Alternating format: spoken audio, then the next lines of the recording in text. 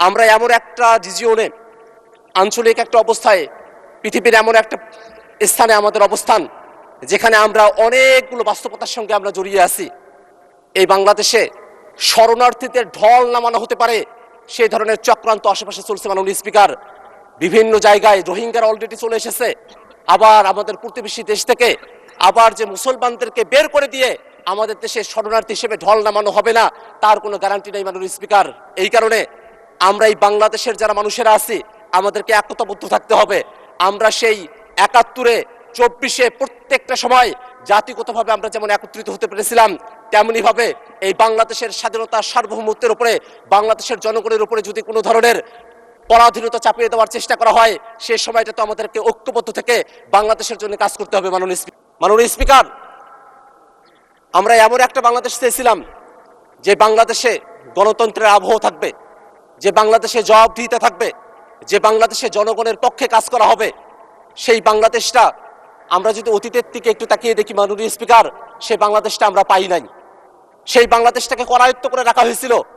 শেখ হাসিনা এবং আওয়ামী লীগ এই বাংলাদেশের উপরে যে জুলুম এবং শোষণ তারা চালিয়ে গিয়েছিল, সে সময়টাতে আমরা যারা এখানে আছি, আমরা সকলে মিলে বাংলাদেশ রাষ্ট্রটাকে আমরা সংস্কারের কথা বলেছিলাম। মাননীয় স্পিকার, এই যে এখানে আমরা যারা আছি সকলে আমরা বলেছিলাম শুধুমাত্র হাসিনা বা আওয়ামী লীগের সমস্যা না, বাংলাদেশের সংবিধানের মধ্যে ফেসিবাদের যে উপাদানগুলো আছে, যেগুলো একজনকে হাসিনা করে তোলে, আওয়ামী লীগ করে তোলে, সেই উপাদানগুলোকে পরিবর্তন করতে পারাটাও আমাদের লক্ষ্য। মাননীয় স্পিকার, এই কারণে হাসিনা এবং তার আওয়ামী লীগ বাংলাদেশ থেকে চলে গেছে, কিন্তু একই অবস্থানগুলো, প্রতিষ্ঠানগুলো এখানে রয়ে গেছে।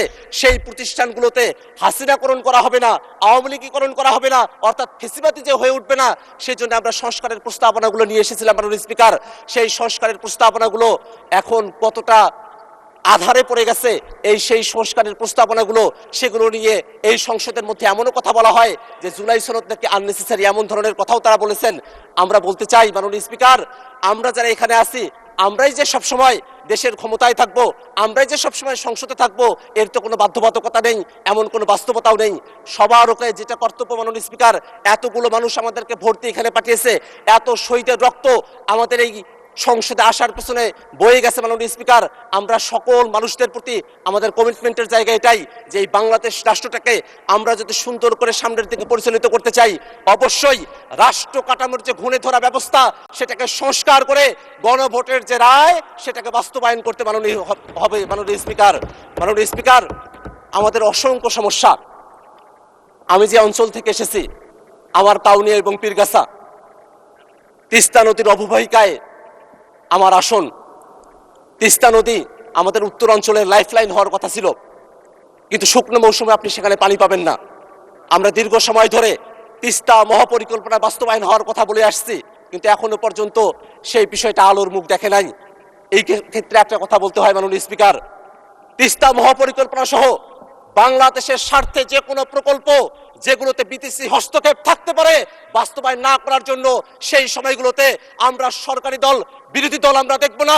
আমরা সকলে মিলে বাংলাদেশের স্বার্থে তিস্তা মহাপরিকল্পনা সহ সকল পরিকল্পনা বাস্তবায়ন করে, বিদেশি প্রভুত্বের প্রভুত্বকে অস্বীকার করে, আমাদের শহীদেরা যেমন করে তখন স্লোগান ধরেছিল দিল্লি না ঢাকা, সেই স্লোগানের বাস্তবতা আমরা এই বাংলাদেশে প্রতিষ্ঠা করব। আমরা বাংলাদেশকে স্বাধীন রাখবো, সেটাই আমাদের প্রত্যাশা হবে। গণভোট বাস্তবায়ন।